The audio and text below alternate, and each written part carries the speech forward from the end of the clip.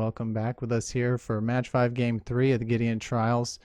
It is a pleasure and an honor to have you with us here on the Neoprene today as we see what XO wakes up with. Yeah, it's a big game today for sure. We're all tied up in the trials, 2 patches apiece. If I am able to pick this game up, that'll move me ahead in the trials for the first time in a while.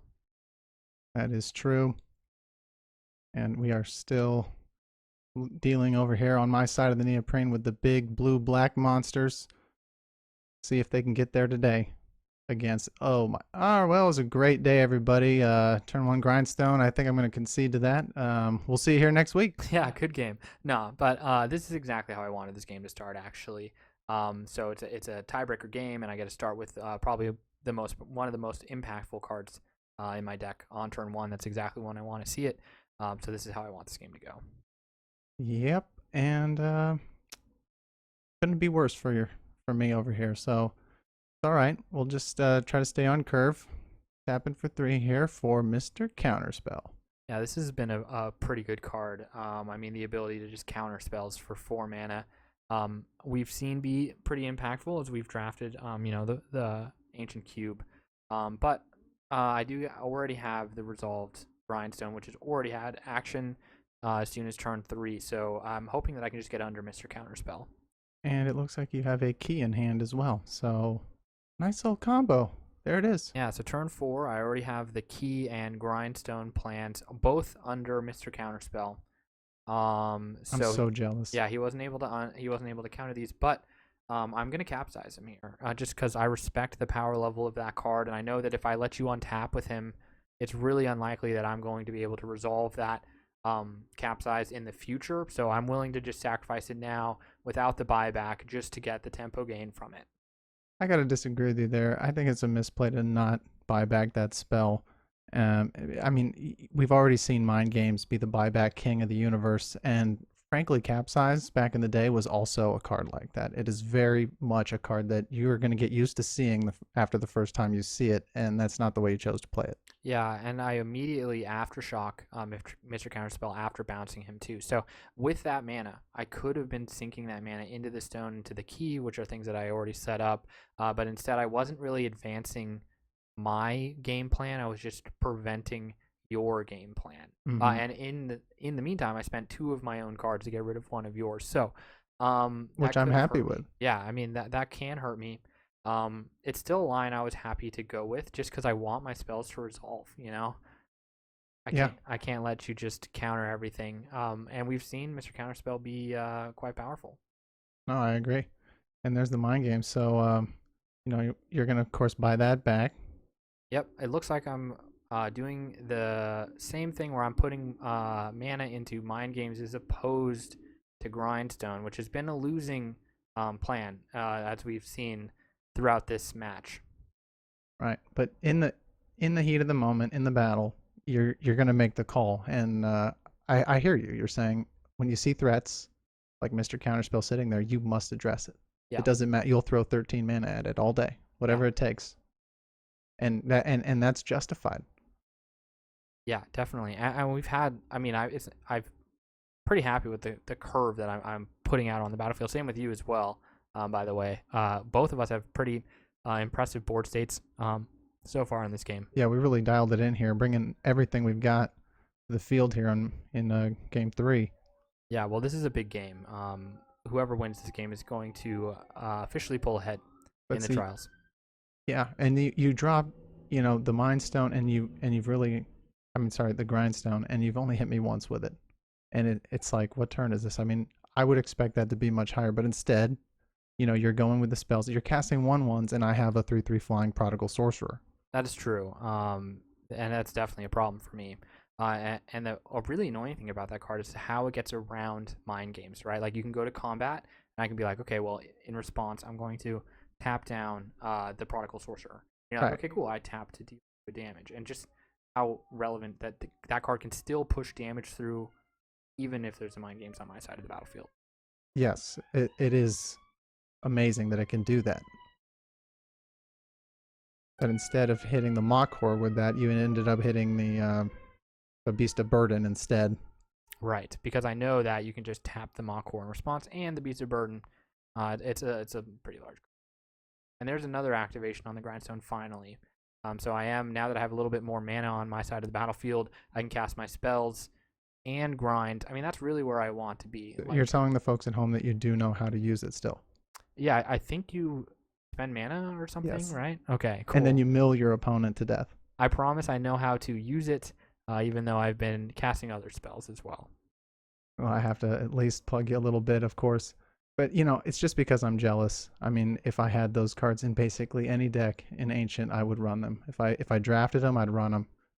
They are two of my favorites, and as we've seen them here before, they are just so powerful, and we talk about it all the time. Yeah, and I believe Grindstone has like an ELO of like 1400, which is pretty high in the ancient space. Right.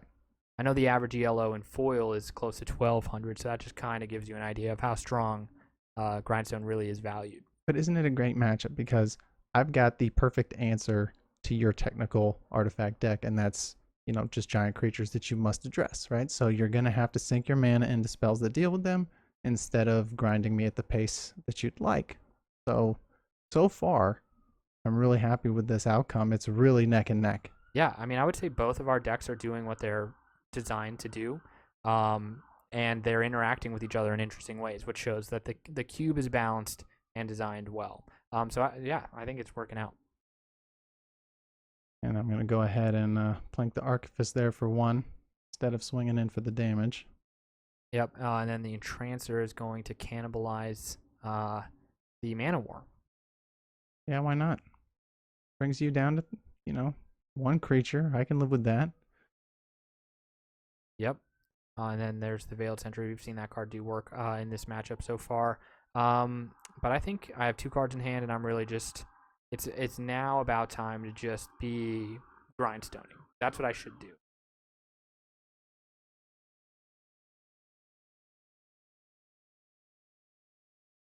I do like seeing all of the tech pieces in this deck, like Grindstone and Key. Those are always really fun cards to see on the Neoprene. Yeah, and they're getting here in the tiebreaker game. So, I'm just so pleased with how well that strategy works in the ancient space, and I think it'd work in foil space too, Yeah, but in a different way. yeah, definitely. I mean, a little bit of a spoil, but I'm bringing Millstone in to season 2. Millstone Oh, is now part of the foil cube just because of how Grindstone has been doing. that In would make Ancient. it top deck canon. Yeah, it's now top deck cannon. I love when the cards span cubes and like how you can see how they behave differently. So we'll see what Millstone is capable of doing in the foil space. I love it. Love to hear it. Your blue black monsters deck here is doing exactly what it was designed to do. I mean, Pit Spawn is on the battlefield, one of your absolute favorites and one of my absolute detriments. Would you say you've learned to hate it now? Honestly, I still love that card. If anything, I've learned to love that card. There it is. As you should. I mean, and it's right up your alley, In EDH, I know you like to play, zombies and demons and that sort of stuff. So, I mean, you'd think that Pitspawn would be some kind of old ancient demon you'd be familiar with, but that's not the case. Not prior to Yep. the top deck. Yep. It's not a card I was very familiar with, but you're right. I do play a lot of zombies and demons. The Pit Spawn is going to get tapped with Mind Games, of course, before coming No, in. no, no, no, you don't because he's sick, right? So you don't need to, and instead you go ahead and change targets over to the Sentry. Ah, okay. Right? Because when you cast it, the buyback was included in the trigger. So you cast Mind Games with buyback makes it 4, and Veiled Sentry has a passive trigger, turning him into a 4/4 creature at that point. Yeah, that's pretty strong. A 1 mana 4/4 in blue is pretty good. That unsummon should help me with a little bit of the tempo gain that you're getting on me here. I'm still falling into the trap of sinking my mana into Mind Games as opposed to sinking my mana into the stone, which is ultimately how I'm going to win. So I need to get off that as quickly as I can. And unsummoning a creature might just be the piece that I need to get that done. So with the Millstone, so now you've got both stones and the key. Yeah, this might be what we call win more. Honestly, I don't think I need 2 stones. I probably only need 1. And how long has that key been on the battlefield, and have I even used it? I don't think you've even used it. So, I mean, not to say you're mispiloting, but your deck really only has 1 win con. as far as we know. Oh, Yeah. Mr. Cathodian. Yeah, Yeah, that card's cool because we know you have the calling the weak in your hand as well. So you can sacrifice him to make a tremendous amount of mana, which is a really nice, 2-card combo that exists in the ancient space. and pit spawn return to hand again. Yeah, so let's keep him off of combat, and then probably tap down the 4/4. But still, man, I mean, you can as you keep putting creatures on the board,